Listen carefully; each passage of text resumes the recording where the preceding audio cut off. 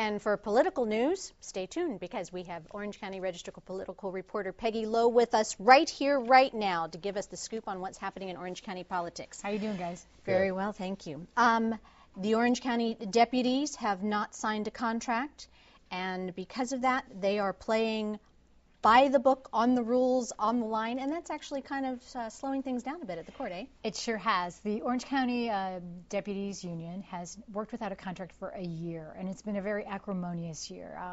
They haven't been able to move at all in their negotiations with the county.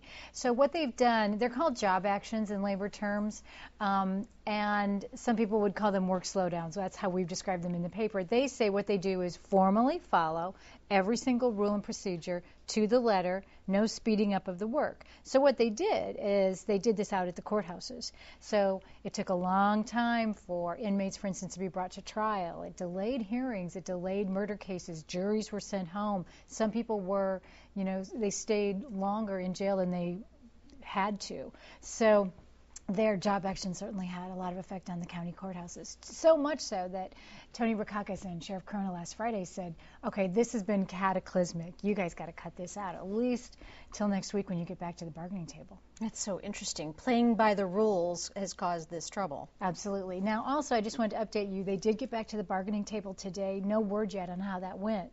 But the big sticking point is this multi-million-dollar health care account that the deputies have, managed for themselves for some time.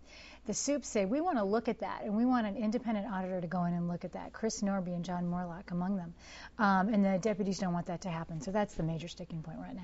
So is there any sign that their contract will be signed until that whole thing is resolved? So it could go on and on and on? It could absolutely go on and on. Now, off the record, both sides are telling me they're pretty darn close, but certainly we don't have a contract yet.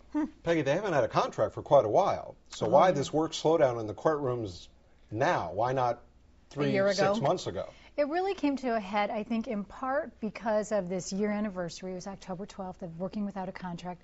Also, they filed a lawsuit a couple weeks ago because of this lack of contract negotiations. Oh, bad faith. Right, the bad faith contract.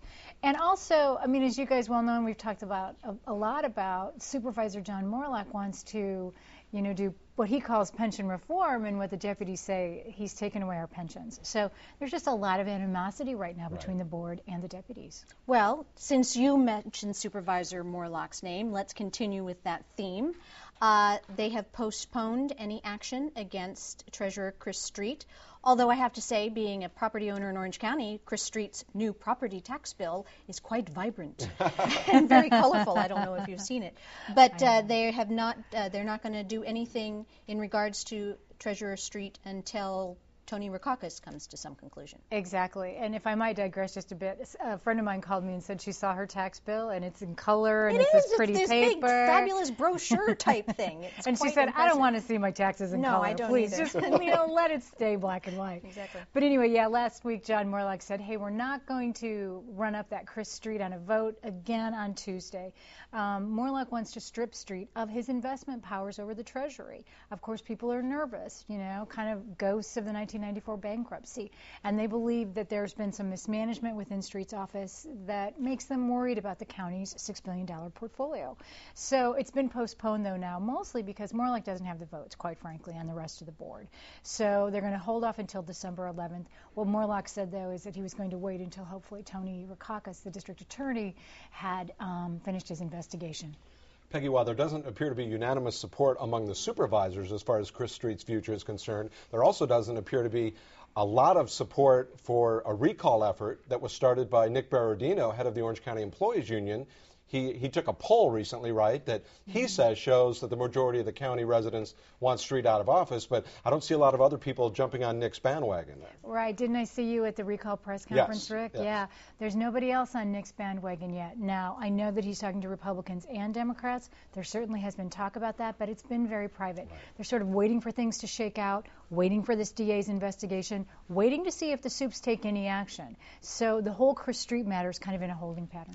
Is there any timeline? Does anyone have any idea how far the investigation has gotten? Has Rakakis' office mentioned, we'll make sure we'll cover this by the end of the year? Because the issue is also giving Street permission to do things for next year. Exactly. No, there's no timeline out of the DA's office. Of course, all investigations are very hush-hush. All they would do was confirm, yes, we are investigating. Yeah, Tony, in fact, was in our studio this week, and he wouldn't give us a straight answer on or off camera. Absolutely. Yeah. Very interesting. Well, there's so much more to talk to you about, but we'll have to save it for next week. Okay, great. Thanks, guys. Okay, Thanks, Peggy. Thanks, Peggy.